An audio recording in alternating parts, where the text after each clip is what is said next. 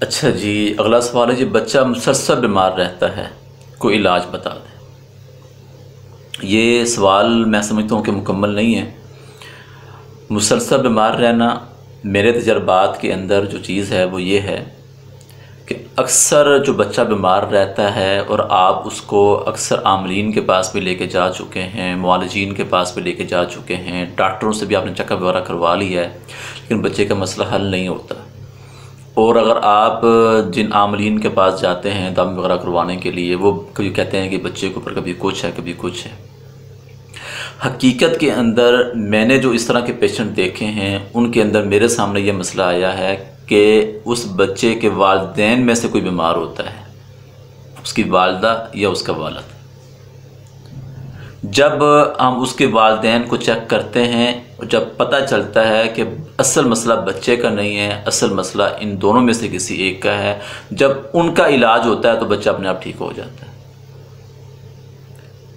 ٹھیک ہے، اس کا میں آپ کو حل بتاتا ہوں، علاج بتا دیتا ہوں، اللہ کرے بچہ ٹھیک ہو جائے۔ اگر نہیں تو پھر انشاءاللہ آپ رابطہ کر لیجئے گا، پھر میں یا کسی شرعی مولا سے رابطہ کر لیجئے گا، پھر مزید انشاءاللہ اس کے بارے میں آپ کو بتا دیا جائے گا۔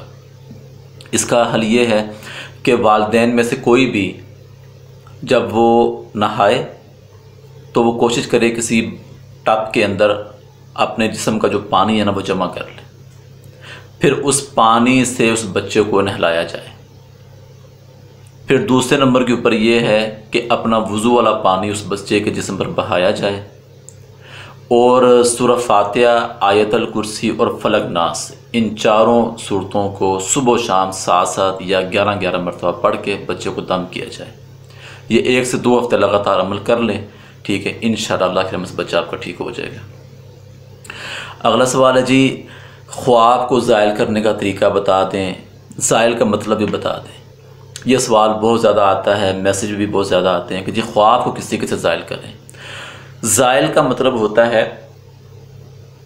کہ کسی چیز کا اثر نہ ہو، کسی چیز کا اثر ختم کر دیا جائے۔ اور خواب کو زائل کرنے کا طریقہ کار یہ ہے کہ جب آپ کو خواب آئے، وہ خواب دن کا ہے یا رات کا ہے، وہ آپ اسی پہ ہے جب آپ کی آنکھ کھل جائے، یا اگر آپ نے رات کو دیکھا ہے تو پھر صبح کے ٹائم اٹھ کے اپنے بائیں طرف آپ نے 3 دفعہ تھتکارنا ہے، اس طرح۔ پھر آپ نے 3 دفعہ دعا پڑھنی ہے، اعوذ باللہ من شر الشیطان و شرہا۔ اس کو کہتے ہیں خواب کے اثر کو زائل کرنا، کیونکہ جو آپ نے عمل کر لیا ہے اور جو خواب آپ نے برا دیکھا تھا، اس برا خواب کو دیکھنے کی وجہ سے جو شیطان نے آپ کے ساتھ شر لگانا تھا، آپ کے یہ عمل کرنے سے اللہ تعالیٰ آپ کے اس خواب کو زائل کر دیں گے، یعنی کہ شیاطین کے اس اثر کو ختم کر دیں گے۔ یہ طریقہ ہے جی خواب کو زائل کرنے کا، اور یہ دعا ہے اعوذ باللہ من شر الشیطان و شرہا۔ 3 دفعہ تھتکارنا ہے بائیں طرف، اور 3 دفعہ آپ نے یہ دعا پڑھنی ہے۔ اگلا سوال ہے جی، کیا جنات علم غیب جانتے ہیں؟ جی بالکل نہیں جانتے۔ مشہور واقعہ ہے کہ سلیمان علیہ السلام کو جب اللہ تعالیٰ نے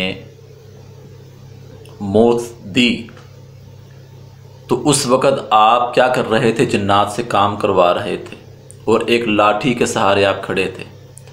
اسی حالت میں آپ کی روح جب پرواز کر گئی تو جنات کو تو نہیں پتہ چل سکا۔ وہ تو پھر جب لاٹھی ٹوٹی، آپ علیہ السلام جب نیچے گرے تو پھر جا کر جنات کو پتہ چلا کہ حضرت سلیمان علیہ السلام تو وفات پا چکے ہیں۔ پھر اسی طرح جو کہ وہ ابو ہریرہ رضی اللہ تعالیٰ عنہ کا جو معاملہ ہے، کھجور والا جو واقعہ ہے، جب آپ نگران تھے کھجور کے مال پر، تو وہ جن ہی تھا کہ جو آیا تھا چوری کرنے کے لیے، تو جب آپ نے اس کو پکڑا تو اس نے جب منت کی تو چھوڑ دیا۔ اگر اس کو یہ پتہ ہوتا کہ کل مجھے پھر میں پکڑا جاؤں گا تو وہ کبھی بھی نہ آتا۔ تو لہٰذا جنات کو علم غیب نہیں ہے۔